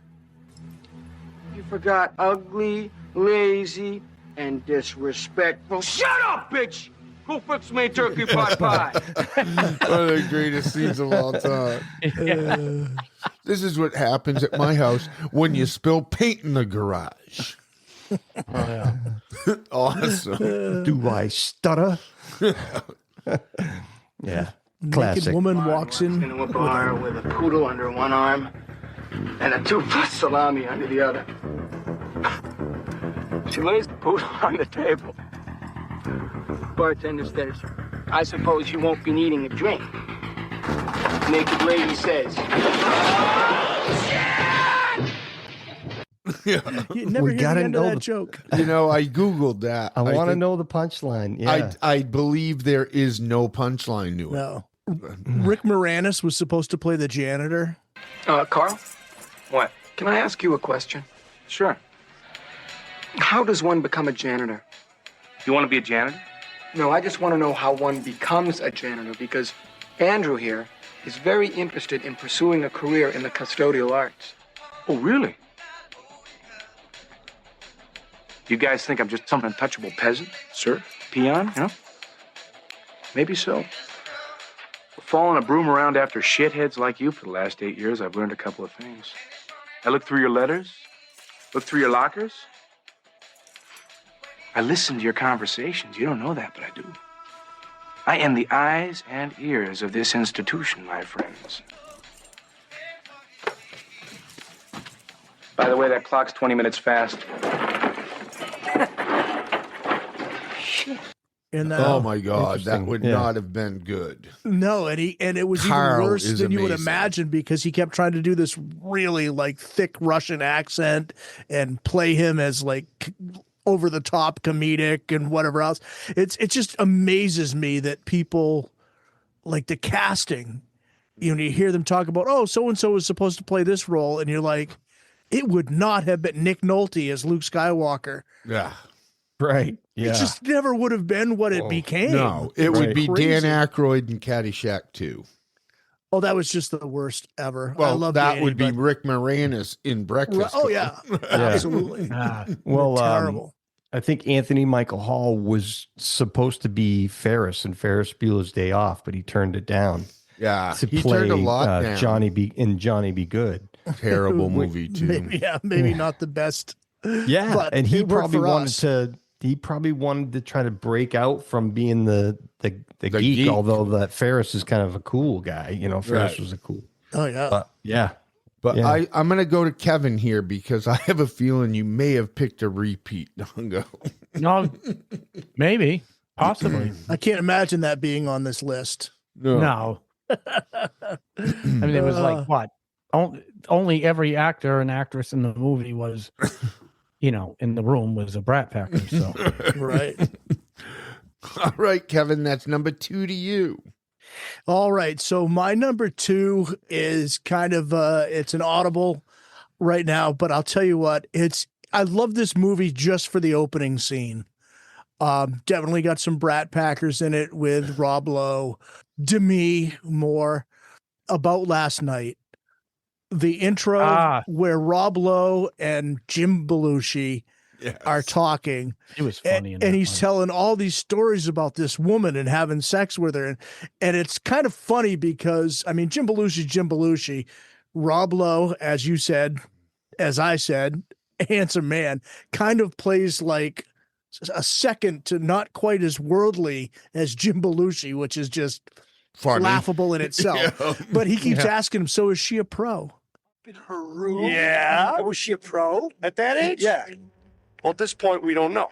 So down we sit, we get to talking, this, that, blah, blah, blah, and it's come up to my room and I'll pay you back for the smokes. No. Yeah. Your shit. I'm telling you. And was she a pro? At this point, we don't know. So is she a pro? I mean, and the story goes from meeting in her bar to taking her to a hotel room to her having on like a flak jacket and a German helmet and setting the hotel room on fire. And Rob Lowe's like, so is she a pro? Right? All of a sudden, I hear coming out of the tape recorder, kapow, kapow, and kapow! So fine. I'm pumping away. The tape recorder's making airplane noises. Every once in a while I go boom, and the broad on the bed starts going crazy, right? She's moaning and groaning, I'm humping and bumping. She's screaming, Red Dog 1 to Red Dog Squadron, right? All of a sudden she screams, wait a minute, right? She leans into the bed, pulls out a 5-gallon jerry can, opens it up, it's full of gasoline. She splashes them all over the walls, whips the fucking Zippo out of her flak suit, and whoosh, the whole room goes up in flames, right? So the tape recorder's going rat-tat-tat-tat-tat. The room's full of smoke, right? The broad jumps back on the bed and she screams, now! Give it to me now, for the love of Christ! It just keeps going on, and it's absolutely hilarious. And Belushi's got some great lines in it, and it turns into kind of, again, where the Brat Pack is no longer in high school. Rob Lowe and Demi's characters move in together, and it's that stage of life, which, again, like I said in the beginning, how much longer could the Brat Pack be the Brat Pack if it wasn't for the David Blum article? I think it probably would have diffused on its own. Yeah. Because coming of age stories about 40-year-old people doesn't work. not really that marketable. So anyway, about last night was a pretty funny movie, but like I said, it got a little bit serious towards the end of it, but very enjoyable and fun. The original book was Sexual Perversity in Chicago, was the book title. And the screenplay was written by Tim Kazurinsky, who was one of my favorite SNL characters in the Ebersol years, in the off years. He would have been there with like Eddie Murphy, played the little guy, and he was just a funny dude. And he has a small role in the movie as well. So that's my number dose. Nice. It would have been interesting to see like John Hughes going on like later to not that that's a John Hughes movie, but anyone making a movie coming of age like that with a group of kids, like if there was a new group of actors and actresses to come in, because like you said, they just became way too old to be doing it. It made no sense, All right, Mark, that's to you. Okay, well, at my number 2, I have picked a not good movie, according to Kevin. I'm going with St. Elmo's Fire.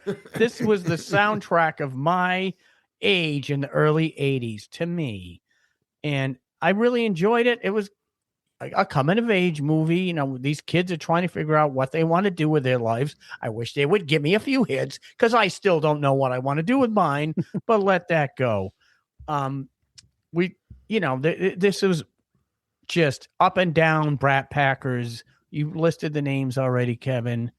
And one of the most important scenes to me is when Andrew McCarthy is, Demi Moore is trying to set him up with another guy.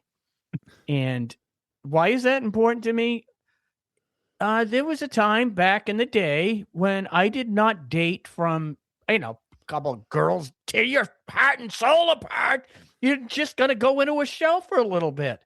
And what happened is I just probably unconsciously I did everything I could to make sure I didn't meet other girls by, drinking pitchers of Coors Gold when I got out after drinking 10 beers before I got there, stuff like that. So, anyway, but the funny thing is, people start to consider what maybe he's not into girls because I never known him to date anybody.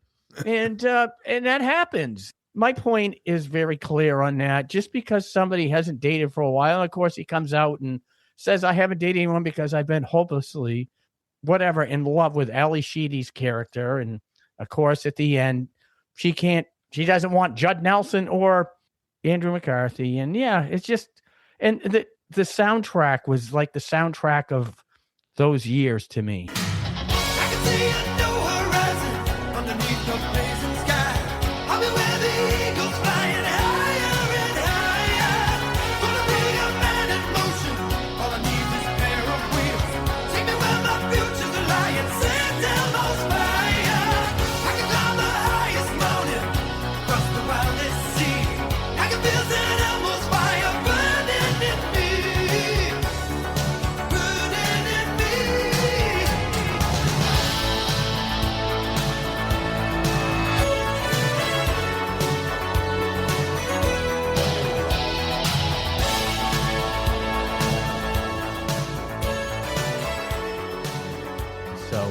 That's why it's important. I love the movie. I mean, maybe it is a little rated high, but it was important to me. So. That's all that matters. That's all that matters. Again, John Parr and that song was inescapable, exactly. and just the music piece going into it, it just like instantly takes you back to that. You know exactly. Now Rob Lowe's wife in the movie, and you keep thinking about that when he's doing all the exploits and whatever, like he's got a wife and kid at home, and then at the end he's like, oh, I was going to try to be a weekend dad, but she deserves it. It's like, yeah, it's a total fucking cop out, dude. But anyway, it was Jenny Wright who played the wife. She was also the love interest and so hot in Out of Bounds, the Anthony Michael Hall one. And I didn't realize this until yesterday. She also is the hot groupie in Pink Floyd The Wall. Oh, geez. That's going into the truck with one of the with one of the roadies to get backstage. But then she ends up and she's like, wow, this room is great. This is bigger than our whole apartment. Want to take a bath? I mean, that's her. And that's like really cool that kind of came around and tied in Pink Floyd The Wall. Well, I mean, want to take a bath? I mean, my goodness. She just wants everyone to be clean, for God's sake. Can't blame her for that. Maybe she thought the guy was a little bit, I don't know, a little rough in the edges.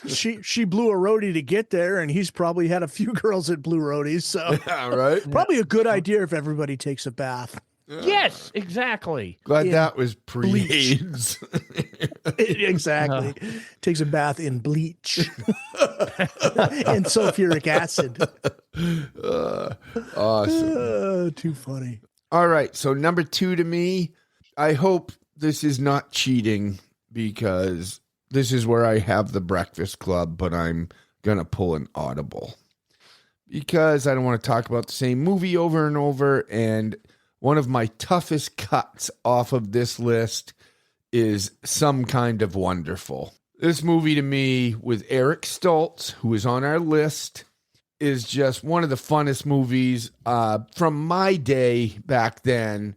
I used to love it because I loved Watts, who was Mary Stuart Masterson. The character that she was, it's just this kid not making a ton of money, he's not rich. He's kind of the geek and going after the hot girl, Leah Thompson, which, is kind of hot back then. Not so much nowadays, if you look her up. And then you had Craig Sheffer in it as Hardy. But one of my favorite characters in the movie is Duncan, who is Elias Koteas. Just awesome. Just Duncan. He's the dude who's like carving shit into the desk. Of course, Eric Stoltz is to his left and like making this nice drawing, and he shows it to Elias, and then he rips the top of the desk off.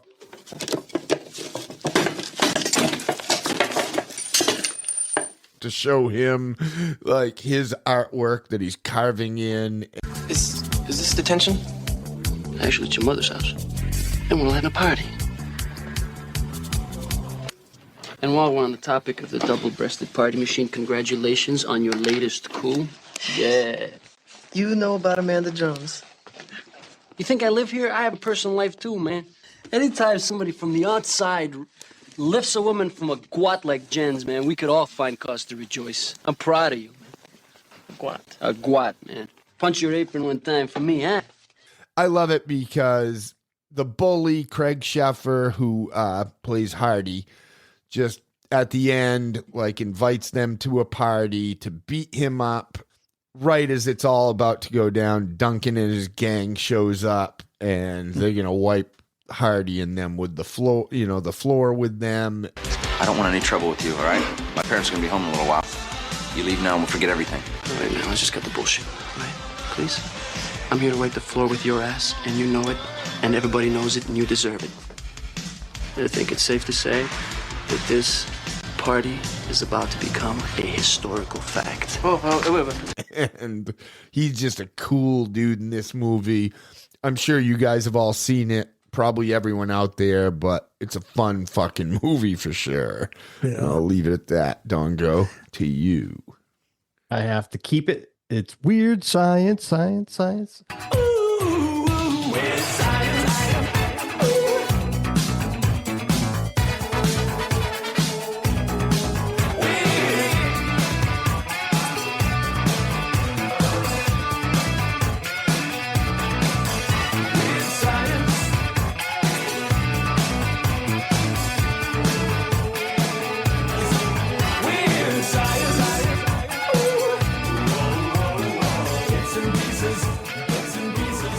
Anthony Michael Hall, love it.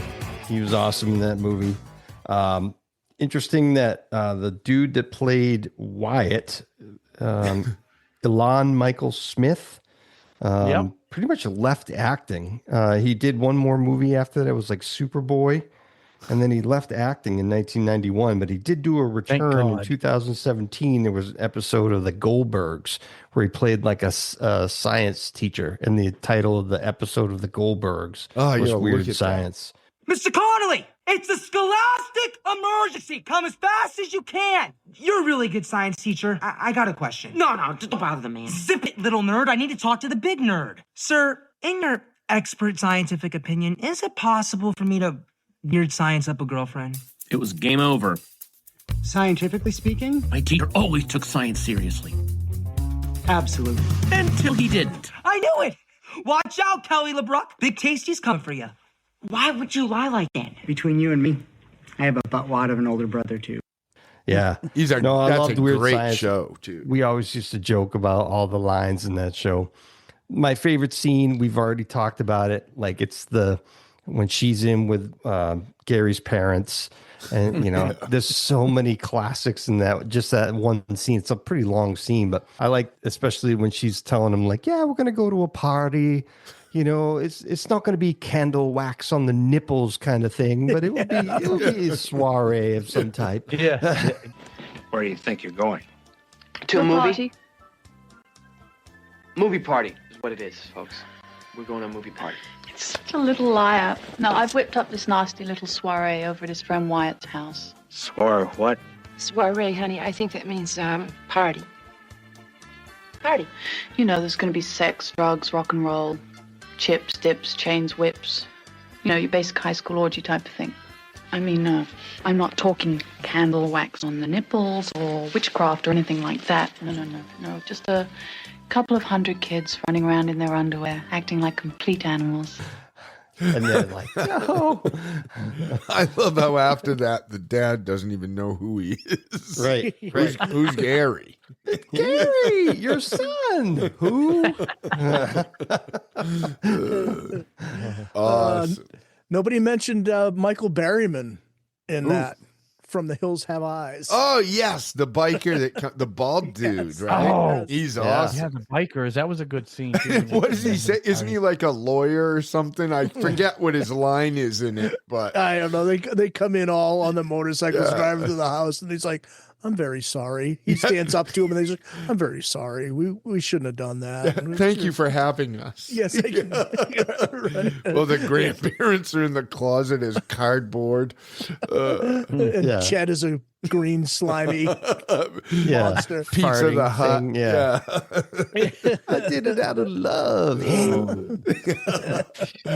Awesome. I All see right. a missile coming up through the kitchen. Yeah. That's to you, Kev, for number one to wrap it up. I don't think anybody's going to be surprised by my number one, and that's Repo Man. I just love that movie to absolute death. I mean, his parents, it was such the 80s. He goes home, his parents are sitting there, he's eating dog food. They've given his college money away to a televangelist. He's at the beginning of it, he's working in the supermarket, stocking shelves, and the manager comes over and gives him a hard time, and he pushes his co-worker onto the cans that they're stacking. And Otto, Mr. Humphreys.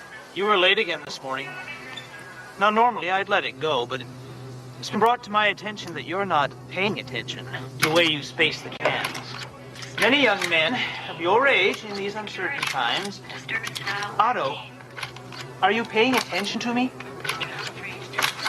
Hey, he's talking to you. Fuck you.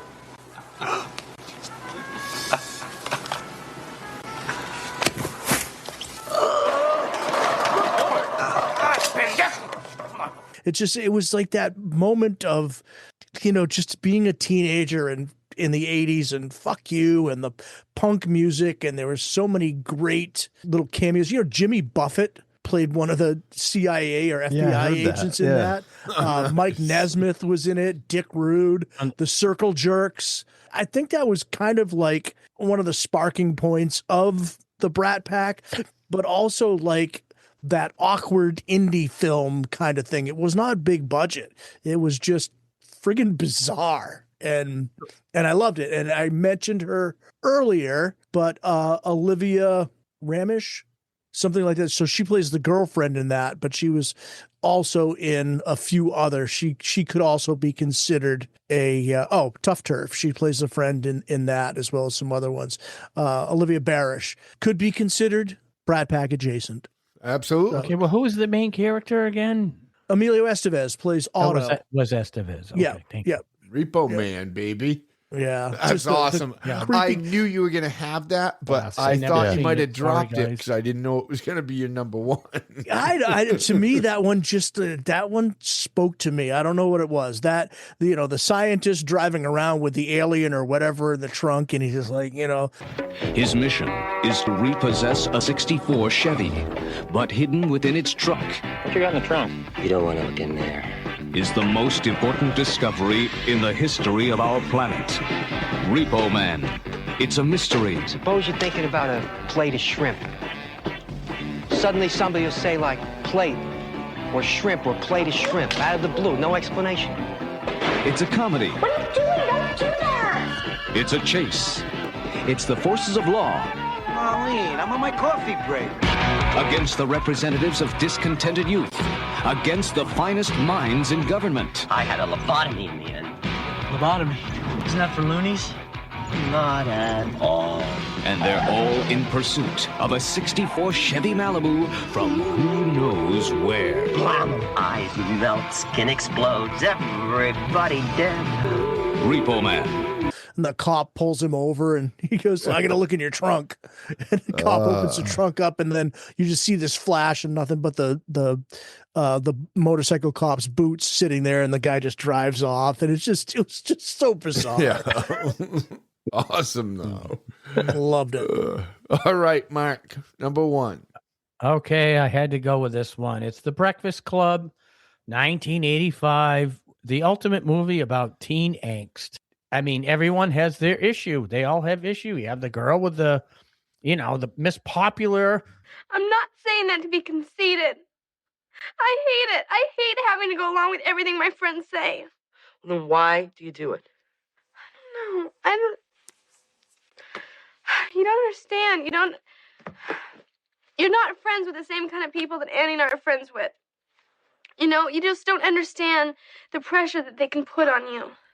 Miss Perfect, you have Ali Sheedy. I could relate to her because she was really weird and strange, and I really appreciated it when she needed snow on this beautiful painting she did, drawing, and she shook her head and dandruff went all over it. Yet Judd Nelson, I thought it was great when he walks into the room and just knocks things over, and he's got, oh my God, he has a place to stay for the next dozen Saturdays, so he's going to be okay. You had the nerd there, Anthony Michael Hall, and of course Emilio Estevez, the wrestler. And one of my favorite characters was the principal, Dick Vernon, Richard Vernon, whatever. And I'm sorry, he doesn't belong anywhere near that place. Show Dick some respect. Yeah, he doesn't. I mean, I'm going to make your life a living hell, or whatever he was saying to Judd Nelson's character there. And so, I mean, the two I could relate to the most, believe it or not, is Judd Nelson, because he was kind of delinquent, and I was always into trouble all the time, doing whatever, getting into fights with socias, if you will. And Ali Sheedy, just the strange one. And the other three, I mean, I could be nerdy, I guess.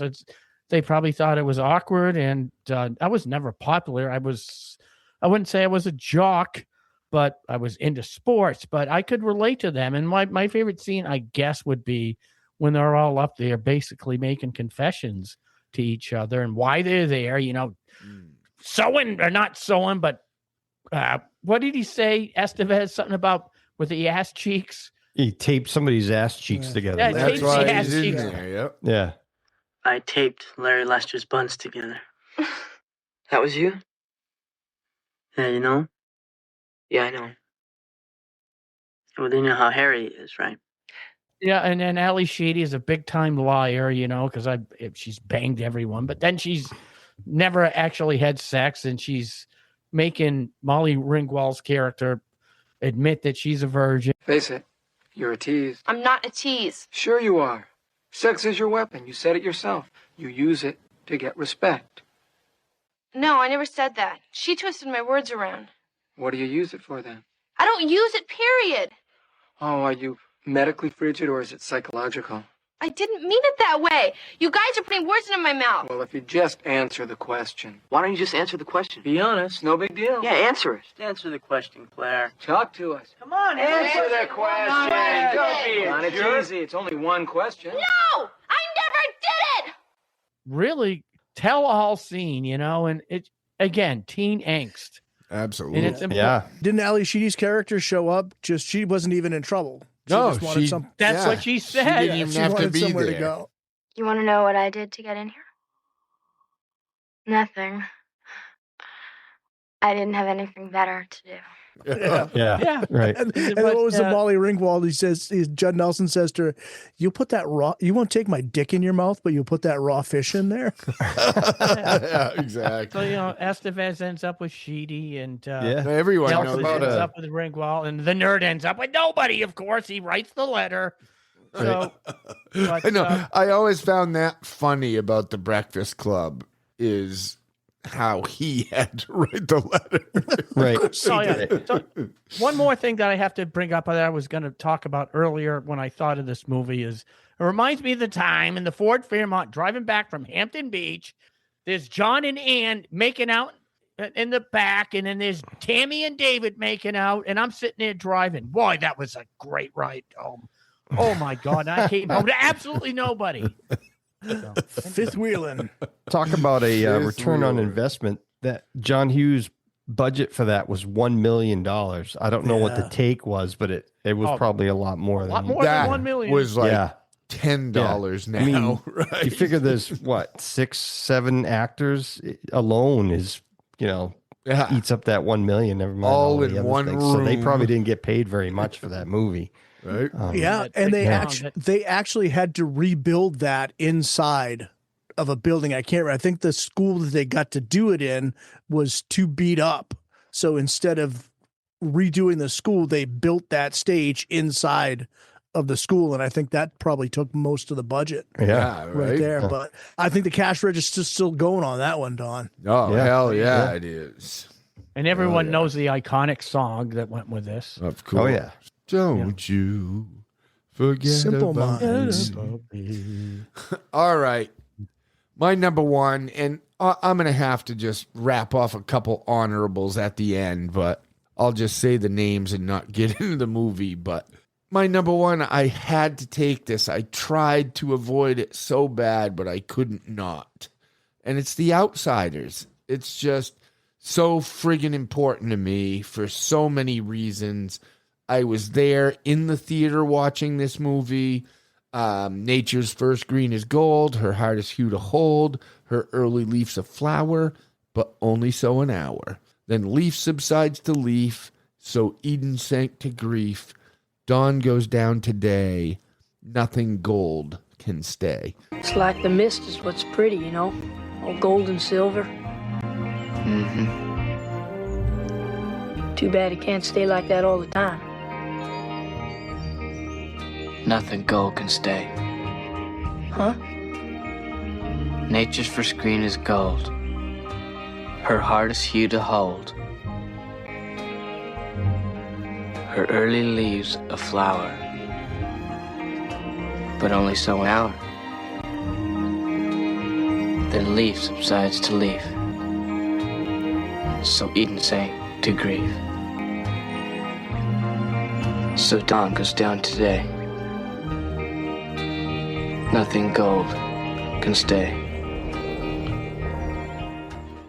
All right, and I get emotional when I say that because that's how important this movie was to me. I read the book about 20 times. I watched the movie 20 times, 1,000 times, and I got my nose broken that night in front of Papa Gino's because I was a Soch when I thought I was a greaser, apparently. So anyway, it's just really important to me, but I'm not going to murder this one. So that's that, and I'll go to you, Dongo, to wrap it up. I had to keep my number one. It's been said before, but it's kind of my nickname's sake, and it's 16 Candles. Yes. Just because of the donger. You know, no more Yankee, my wanky. The donger need food. Yes. Sorry, I didn't mean to take that scene. No, that's fine. I love it. I love it. That's, you know, I love that movie. I can watch it over and over again. There was so many good memories from that. That's all I got to say. That's it, right? There's so much to say about it. But yeah, that was a funny movie. There was a lot of good. I did want so many funny moments. Absolutely.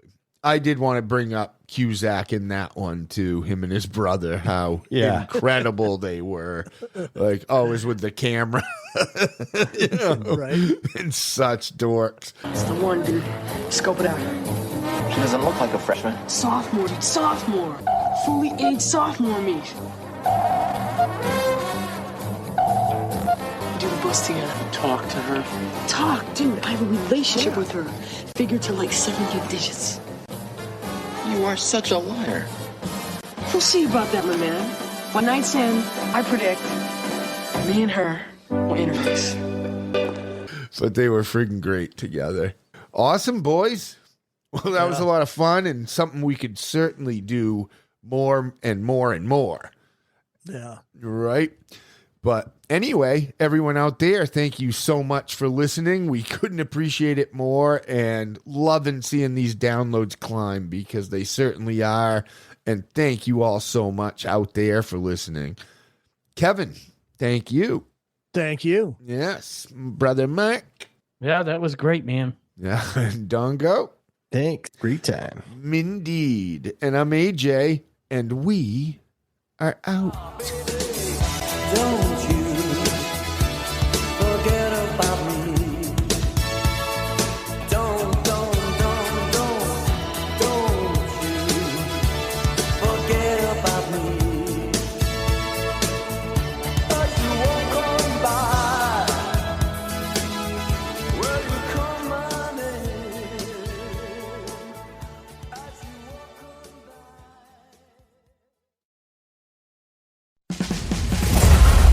You've been listening to Pastimes at 80s High. Our passion is the nostalgia from the 70s, 80s, and early 90s. When times were more simple, times were more fun. Hey, bud, let's party. And we weren't stuck in our phones all day. Inconceivable! We hope you've enjoyed the show. If you did, make sure to like, rate, and review. We'll be back soon, but in the meantime, you can send an email to pasttimes@80shigh@gmail.com and hit the website at pasttimes@80shigh.com. See you next time. We came, we saw, we kicked its ass.